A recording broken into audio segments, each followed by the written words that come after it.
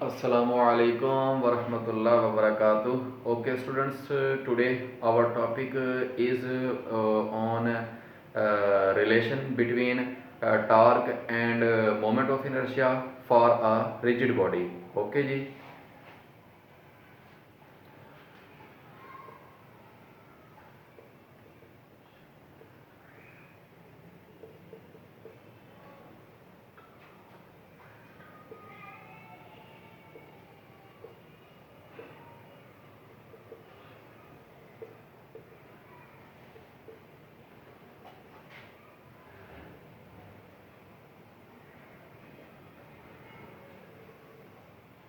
तो इसके लिए स्टूडेंट सबसे पहले हम एक रिजिड बॉडी की डायग्राम बनाएंगे. कंसीडर अ रिजिड बॉडी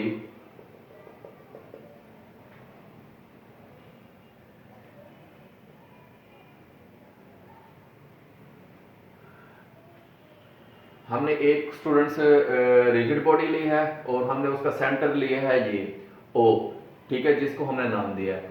हम अगर इस रिजिड बॉडी को स्मॉल पार्टिकल्स में डिवाइड करते हैं, ठीक है जी, टिनी पार्टिकल्स में डिवाइड करते हैं, ठीक है, और हर पार्टिकल का मास हम इस तरह से लेते हैं m1 m2 सो ऑन.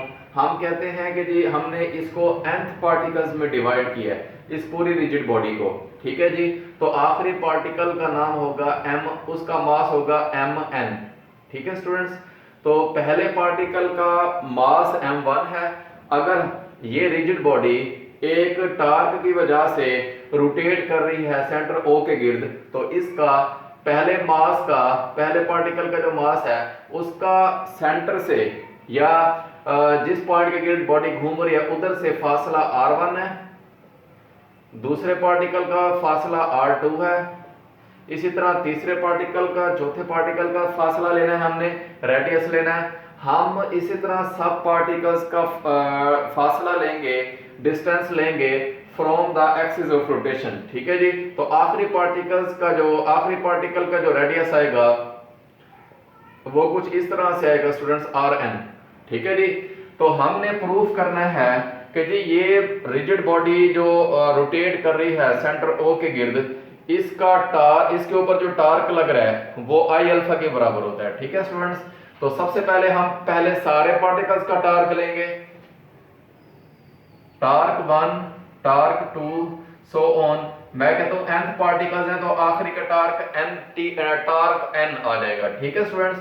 तो पहले पार्टिकल के ऊपर जो टार्क लग रहा है वो m1 r1 square alpha 1, m2 r2 square alpha 2 so on mn rn square alpha n, ठीक है स्टूडेंट्स. तो क्योंकि ये सारी की सारी बॉडी रोटेट कर रही है तो इसमें जितने भी पार्टिकल हैं सभी वो जो है ना सेंटर O के गिर्द रोटेट करेंगे, ठीक है स्टूडेंट्स. तो पूरी बॉडी का अगर हमने टार्क लेना है तो पहले पार्टिकल का टार्क, दूसरे पार्टिकल का टार्क, उन सब के टार्क को हम जमा कर देंगे तो हमारे पास पूरी बॉडी का टार्क आ जाएगा, ठीक है स्टूडेंट्स. तो आपको पता है पहले पार्टिकल का torque m1 r1 square alpha 1, दूसरे पार्टिकल का torque m2 r2 square alpha 2 so on, आखिरी पार्टिकल का torque mn rn square alpha n, ठीक है स्टूडेंट्स. तो ये हमारे पास सब पार्टिकल्स का टार्क आ जाएगा जो कि एक पॉइंट के गिर्द रोटेट कर रहे हैं, ठीक है जी. तो इधर से हमारे पास अगर पूरी बॉडी का एक्सेलरेशन जो है वो फॉर एग्जांपल हम कहते हैं 10 है, तो सारे पार्टिकल्स जो कि उस बॉडी के अंदर मौजूद हैं तो सबका एक्सेलरेशन सेम होगा, ठीक है स्टूडेंट्स. तो इसलिए हम एक्सेलरेशन जो भी आ रहे हैं angular acceleration alpha 1, alpha 2, alpha 3 ये सारे के सारे सेम होंगे. अगर बॉडी का एक्सेलरेशन 10 है तो पहले पार्टिकल का भी 10 आएगा एक्सेलरेशन, दूसरे का भी 10 आएगा, तीसरे का भी 10 आएगा, सब पार्टिकल्स का 10 आएगा. तो हम जो अल्फा 1, अल्फा 2 है इनको हम कॉमन ले लेंगे क्योंकि ये सेम है. तो मैंने इसको एक नाम दे दिया अल्फा, ठीक है स्टूडेंट्स. तो हमारे पास जो बाकी टर्म बचेगी m1 r1 square m2r2 square so on mnrn का स्केयर। ठीक है स्टूडेंट्स, तो ये हमारे पास सब पार्टिकल्स का जो मोमेंट ऑफ इनर्शिया की फॉर्म में जो है ना वो टर्म आ गई है। ठीक है जी, तो यहां से हम अगर देखें तो ये हमारे पास टर्म जो है पहली, ये हमारे पास I1 के बराबर होती है, ये दूसरी टर्म जो है ये I2 के बराबर होगी, सो ऑन। इसी तरह हमारे पास आखिरी टर्म जो है वो In के बराबर होगी। ठीक है स्टूडेंट्स, तो ये हमारे पास पूरी बॉडी के जो पार्टिकल्स हैं उनका मोमेंट ऑफ इनर्शिया निकल आया है। और हम अगर इन सबको जमा करेंगे तो हमारे पास पूरी बॉडी का मोमेंट ऑफ इनर्शिया निकल आएगा। ठीक है जी, which is equal to torque. ठीक है स्टूडेंट्स, तो हमारे पास टार्क बराबर आ गया है students angular acceleration multiply by moment of inertia. तो ये हमने रिलेशन निकालना था फॉर ए रिजिड बॉडी, तो हमारे पास रिलेशन आ गया टार्क और मोमेंट ऑफ इनर्शिया के दरमियान फॉर ए रिजिड बॉडी, एक रिजिड बॉडी के लिए। ठीक है स्टूडेंट्स, तो हमने इस तरह से उसका टार्क जो है निकालना है, फाइंड आउट करना है।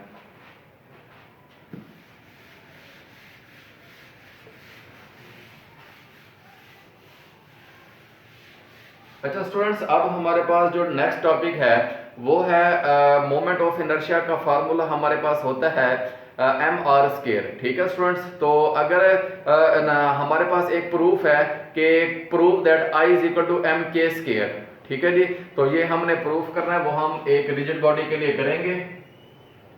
Next topic is prove that I is equal to mk square. ठीक है स्टूडेंट्स, तो ये हमारे पास एक टॉपिक है where I is the moment of inertia, m is the mass of the body and k is the radius of gyration of the body। ठीक है students, तो हमने ये भी मोमेंट ऑफ इनर्शिया प्रूव करना है एक रिजिड बॉडी के लिए। तो अगेन हम एक रिजिड बॉडी लेंगे और उसका सेंटर O लेंगे, हम उसको nth पार्टिकल्स में डिवाइड करेंगे। पहले का मास m1 लिया हमने, दूसरे का मास m2 लिया, इसी तरह सो ऑन। हमने आखिरी पार्टिकल का मास mn लिया, पहले का सेंटर के गिर्द रेडियस r1 लिया, दूसरे का सेंटर के गिर्द रेडियस r2 लिया, सब पार्टिकल्स का लेंगे, आखिरी पार्टिकल का सेंटर के गिर्द रेडियस rn लिया। ठीक है स्टूडेंट्स, तो ये हमारे पास nth पार्टिकल में बॉडी डिवाइडेड है और उनके मासेस हमने लिए पार्टिकल्स के, और ये बॉडी एक पॉइंट के गिर्द रोटेट कर रही है, वो पॉइंट O है, तो सब पार्टिकल्स का O के गिर्द हमने रेडियस लिया। ठीक है स्टूडेंट्स, तो क्योंकि ये बॉडी O के गिर्द रोटेट कर रही है तो ये इसका मोमेंट ऑफ इनर्शिया होगा। तो हम पहले पार्टिकल का moment of inertia find out करेंगे, फिर दूसरे पार्टिकल का, सब पार्टिकल्स का moment of inertia find out करके स्टूडेंट्स हम जमा कर देंगे और वो हमारे पास होल बॉडी का मोमेंट ऑफ इनर्शिया आ जाएगा। ठीक है स्टूडेंट्स, तो आप सब जानते हैं फर्स्ट पार्टिकल का moment of inertia m1r1 square m2r2 square so on, आखिरी पार्टिकल का moment of inertia mnrn square आएगा। ठीक है स्टूडेंट्स, अगर मैं फर्ज करता हूं कि ये सारी बॉडी जो पार्टिकल्स में डिवाइडेड है उन सब पार्टिकल्स का मास सेम है, मैंने इन सब पार्टिकल्स को इस तरह से डिस्ट्रीब्यूट किया है कि सब पार्टिकल्स के मासेस आपस में सेम है। अगर पहले पार्टिकल का मास 10 ग्राम है तो दूसरे का भी 10 ग्राम होगा, तीसरे का भी 10 ग्राम, आखिरी सब पार्टिकल्स के मासेस जो है वो सेम है। तो इसको मैं 10 ये जो m1 m2 सेम है तो इसको मैं एक ही टर्म की फॉर्म में लिखूंगा, वो मैं m लिख रहा हूं। ठीक है, जो कि सेम है, उसको मैं कॉमन ले लूंगा, रिमेनिंग टर्म आपके पास कुछ इस तरह से आएगी। अगर स्टूडेंट्स हम पहले पार्टिकल के मास को तमाम पार्टिकल्स की तादाद से मल्टीप्लाई करेंगे तो हमारे पास पूरी बॉडी का मास आ जाएगा। और मैं कुछ इस तरह से करने लगा हूं कि पहले पार्टिकल के मास को तमाम पार्टिकल्स की तादाद से मल्टीप्लाई किया है,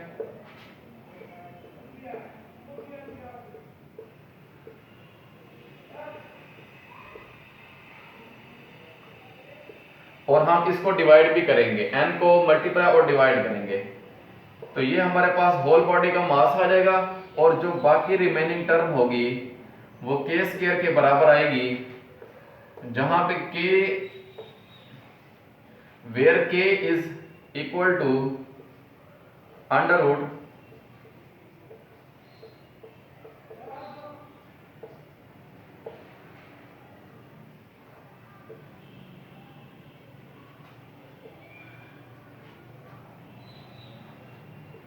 where k is called radius of gyration।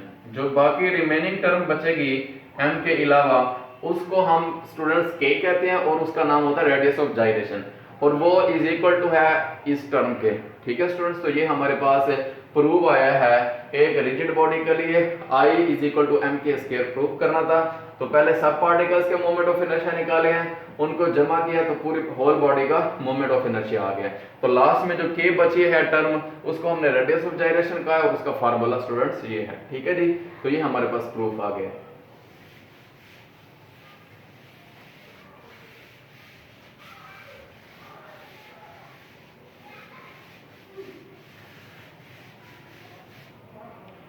अच्छा स्टूडेंट्स, इसके साथ जो है एक और नेक्स्ट टॉपिक मेरा जो है वो थ्योरम्स के ऊपर है, परपेंडिकुलर एक्सिस थ्योरम और पैरेलल एक्सिस थ्योरम। ठीक है स्टूडेंट्स, तो सबसे पहले मैं आपको ये बताना चाहता हूँ कि अगर कोई भी बॉडी किसी पॉइंट के गिर्द रोटेट करेगी तो उसका मोमेंट ऑफ इनर्शिया आई होगा। ठीक है जी, तो हम जो है इसको जो है ना डिफरेंट बॉडीज के लिए डिफरेंट पॉइंट्स पर डिफरेंट होता है मोमेंट ऑफ इनर्शिया।